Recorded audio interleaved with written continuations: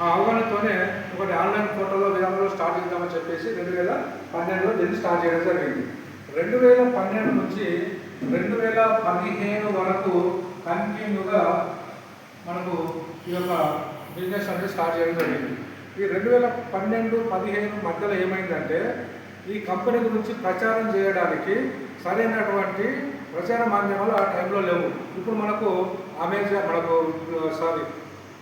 Instagram కానీ, Facebook కానీ, WhatsApp కానీ, యూట్యూబ్ కానీ ఇట్లాంటివి మనకు ప్రచార మాధ్యమాలు ఇప్పుడు ఉన్నాయి కాబట్టి అప్పుడు పెద్దగా లేని కారణం చేత ఈ కంపెనీ గురించి పెద్దగా ఎక్కడ ప్రచారం జరగలేదు. ఏదో వాళ్ళకు తోచిన విధంగా ప్రచారం చేసుకుంటూ పని చేసుకుంటూ పోవడం జరిగింది. ఈ విధానం ద్వారా ఏమైందంటే కంపెనీకి కొంచెం ఇబ్బంది కలిగింది. దీన్ని ఇక్కడికి క్లోజ్ చేసిన 2015లోనే క్లోజ్ చేయడం జరిగింది. తర్వాత ఇదే 2015 అది క్లోజ్ కానీ ఇమ్మీడియట్లీ మళ్ళీ దీన్ని డైరెక్ట్ సెల్లింగ్ మార్కెటింగ్లోకి తీసుకురావడం జరిగింది. డైరెక్ట్ సెల్లింగ్ మార్కెటింగ్ అంటే మనకు మామూలుగా ఇప్పుడు 3 రకాల మార్కెట్లు ఉన్నాయి సార్. ఫస్ట్ ఒకటి ఆన్లైన్ మార్కెట్ అంటాం. మనం ఫోన్ చేస్తాము, ప్రొడక్ట్ మనకి ఇంటికి వస్తుంది, ఆ ప్రొడక్ట్ తీసుకుంటాము, డబ్బులు ఇచ్చేస్తాము, వాళ్ళు వెళ్ళిపోతారు. ఇక్కడ వాడుకునే ప్రతి వ్యక్తి కూడా కస్టమరే. అంటే ఆన్లైన్ మార్కెటింగ్లో కస్టమర్లకు ఏమన్నా బెనిఫిట్ ఉంటుందా? ఏముండదు. అంటే వాళ్ళ డిస్ట్రిబ్యూటర్లు, డీలర్లు ఎవరైతే ఉన్నారో, కంపెనీ వాళ్ళు ఎవరైతే ఉన్నారో వాళ్ళకు మాత్రమే ఇన్కమ్ అనేది ఉంటుంది. కాబట్టి అక్కడ కస్టమర్లకు ఎలాంటి ఇబ్బంది లేదు. రెండోది ఇప్పుడు మనం అనుకుంటున్నటువంటి సాంప్రదాయమైనటువంటి మార్కెటింగ్, ట్రెడిషనల్ మార్కెటింగ్ అంటాం. ఈ మార్కెటింగ్లో కూడా వాడుకునే వాళ్ళంతా కస్టమర్లే. మరి కస్టమర్లకు ఏమైనా ఇన్కమ్ ఉంటుందా? ఏముండదు కదా. మరి ఎవరికి ఉంటుంది? వాళ్ళ స్టాండ్ ఆఫ్ వాళ్ళకు ఉంటుంది, డీలర్లకు ఉంటుంది, డిస్ట్రిబ్యూటర్లకు ఉంటుంది, ప్లస్ సూపర్ స్టాకిస్టులకు ఉంటుంది, స్టాకిస్టులకు ఉంటుంది, హోల్సేల్ వాళ్ళకు ఉంటుంది, రిటైల్ వాళ్ళకు ఉంటుంది. ఆ ప్రోడక్ట్ వాడితే ఇలా పనిచేస్తుంది, ఇట్లా వాడుకుంటే ఇట్లా ఉంటామని చెప్పేసి టీవీలో కానీ, పేపర్లలో కానీ, గోడల మీద కానీ అడ్వర్టైజ్మెంట్ ఇస్తుంటా ఉంటారు. వాళ్ళకు బెనిఫిట్ ఉంటుంది. కానీ వాడుకునే కస్టమర్కి ఇక్కడ కూడా బెనిఫిట్ లేదు. మూడవది వచ్చేసి ఏంటంటే ఇది డైరెక్ట్ సెల్లింగ్ మార్కెటింగ్. ఓకే, ఈ డైరెక్ట్ సెల్లింగ్ మార్కెటింగ్కు ప్లస్ మన ట్రెడిషనల్ మార్కెటింగ్కు తేడా ఏంది, కస్టమర్లు ఎవరు, డిస్ట్రిబ్యూటర్లు ఎవరు, ఎవరికి ఇన్కమ్ వస్తుంది అనేది ఒక 2 నిమిషాలు దాని గురించి మనం చర్చించుకుంటే, ట్రెడిషనల్ మార్కెటింగ్లో ఉదాహరణకు ఒక చిన్న సబ్బు గురించి మనం మాట్లాడుకున్నాం సార్. ఒక 40 రూపాయలు పెట్టి మనం మన ఇంటి పక్కనే ఉన్నటువంటి ఒక దుకాణంలో మనము ఒక సంతూర్ సబ్బు అనుకుంటున్నాం. ఆ సంతూర్ సబ్బు కాస్ట్ 40 రూపాయలు అనుకున్నాం ఉదాహరణకు. కానీ ఇది కంపెనీలో జస్ట్ 4 రూపాయలకు మాత్రమే తయారైంది సార్. ఈ 4 రూపాయలకు తయారైన సబ్బును కస్టమర్ ఏం చేస్తున్నాడు, 40 రూపాయలు పెట్టి కొనుక్కుంటున్నాడు. ఉదాహరణకు 36 రూపాయలు అనేది కస్టమర్ మీద వెయిట్ పడుతున్నది. జిఎస్టీ కానీ, సిఎస్టీ కానీ, ఎస్ఎస్టీ కానీ, లేదంటే ఈ యొక్క స్టాకిస్టులు, సూపర్ స్టాకిస్టులు ఎవరైతే ఉన్నారో ఒక 4 రూపాయలు తయారయ్యి ఇలా షేర్ ఆఫ్ ఏజెంట్ తీసుకుంటారు ఒక 2-3 రూపాయలు. ఇక్కడ నుంచి డిస్ట్రిక్ట్ డిస్ట్రిబ్యూటరు, స్టేట్ డిస్ట్రిబ్యూటరు, ఇక్కడ నుంచి డిస్ట్రిక్ట్ డిస్ట్రిబ్యూటరు, ఇక్కడ నుంచి సూపర్ స్టాకిస్టు, ఇక్కడ స్టాకిస్టు, మళ్ళీ తర్వాత ఇక్కడ హోల్సేల్, తర్వాత ఇక్కడ రిటైల్, ఇక్కడ కస్టమర్కి వెళ్ళిపోతుంది. ఈ 10 మంది మాత్రమే ఇక్కడ ఈ బిజినెస్లో పోటీసులు అవుతారు. కానీ ఇక్కడ కంపెనీ ఉంది, ఇక్కడ కస్టమర్ ఉన్నాడు. వాడుకునే కస్టమర్ అదనంగా 30 రూపాయలు పెడితే 4 రూపాయలు సబ్బు వాడుకోవాల్సి వస్తున్నారు.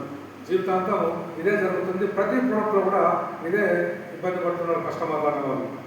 ఇక్కడ గవర్నమెంట్ కూడా ఏం చేసిందంటే చదువుకొని కొన్ని లక్షల మంది, కొన్ని కోట్ల మంది ప్రతి సంవత్సరం బయటకు వచ్చేస్తున్నారు. చదువుకొని ఖాళీ ఉంటున్నారు. సెల్ఫ్ ఎంప్లాయ్మెంట్ ఇద్దాము, దీనికి ఒక మంచి గైడ్లైన్స్ తీసుకొద్దామని చెప్పేసి 2016లో ఈ డైరెక్ట్ సెల్లింగ్ మార్కెటింగ్కు గైడ్లైన్స్ ఇచ్చారు. అప్పుడు కొన్ని అరకొరగా గైడ్లైన్స్ ఉండడం ద్వారా కొన్ని కంపెనీ వాళ్ళకు మోసం చేయాలన్నా కానీ, మంచి బందోబస్తుగా బిజినెస్ చేసుకుందాం అనుకున్నా కానీ అవకాశాలు 2 విధాలుగా ఉండేది. కానీ ఈ విధానం బాగాలేదని చెప్పేసి మళ్ళీ 2021లో 100% గైడ్లైన్స్ అనేది ఈ యొక్క డైరెక్ట్ సెల్లింగ్ మార్కెటింగ్ అనేది ఇవ్వడం జరిగింది. ఇప్పుడు మనం అనుకుంటున్నట్టు మార్కెట్లో చైన్ లింక్, గోల్స్ లింక్ అనుకుంటున్నాం కదా, అదే మార్కెటింగ్ను 100% గైడ్లైన్స్ ఇచ్చేసి ముందుకు తీసుకోవడం జరిగింది. ఎందుకంటే కొన్ని లక్షల మంది, కొన్ని కోట్ల మంది చదువుకొని ఖాళీ ఉంటున్నారు. వాళ్ళకు సెల్ఫ్ ఎంప్లాయ్మెంట్ కావాలి, గవర్నమెంట్ అందరికి ఇవ్వదు కాబట్టి ఆ ఎంప్లాయ్మెంట్ కోసం అనేది దీని మీద మంచి గైడ్లైన్స్ ఇచ్చి తీసుకురావడం జరిగింది. ఇక్కడ కస్టమర్ ఉన్నాడు, కంపెనీ ఉంది. మరి ఇక్కడ నష్టపోయేది కస్టమరు. ఇలాంటి డబ్బులు నష్టపోతున్నాడు ప్రతిసారి కూడా, ప్రతి ప్రొడక్ట్ మీద కూడా. ఈ నష్టాన్ని కూర్చోడం కోసము మనం డైరెక్ట్ సెల్లింగ్ మార్కెటింగ్ అనేది రావడం జరిగింది.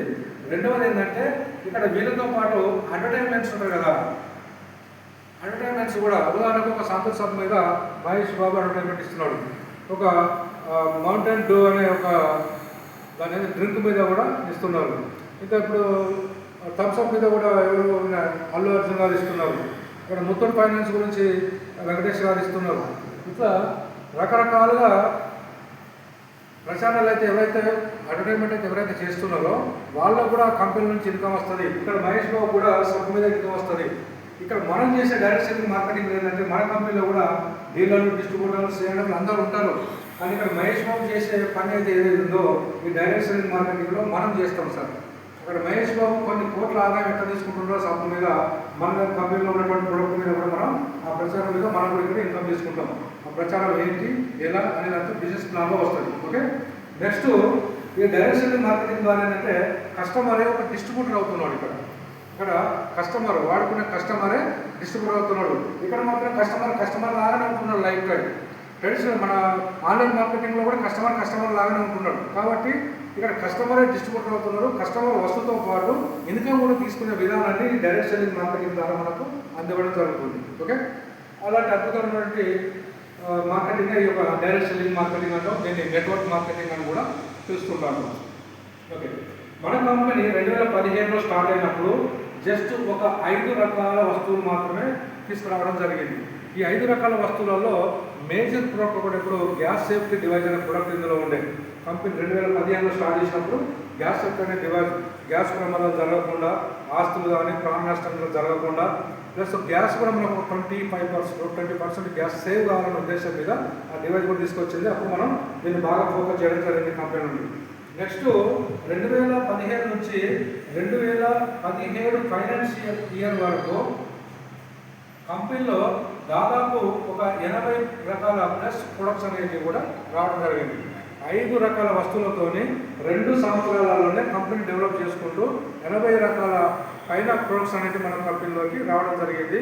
ఆ ప్రొడక్ట్స్ అనేది కూడా మన కంపెనీ కొన్ని ఓన్ మ్యానుఫ్యాక్చరింగ్ చేసుకున్నది, కొన్ని బయట నుంచి కూడా టైప్ అయి తీసుకోవడం జరిగింది. తర్వాత ఈ 2017లో ఒక మిరాకిల్ ఏం జరిగిందంటే అప్పుడు తెలంగాణ ప్రభుత్వము మన కంపెనీకి ఒక 22 ఎకరాల ల్యాండ్ అనేది ఇవ్వడం జరిగింది.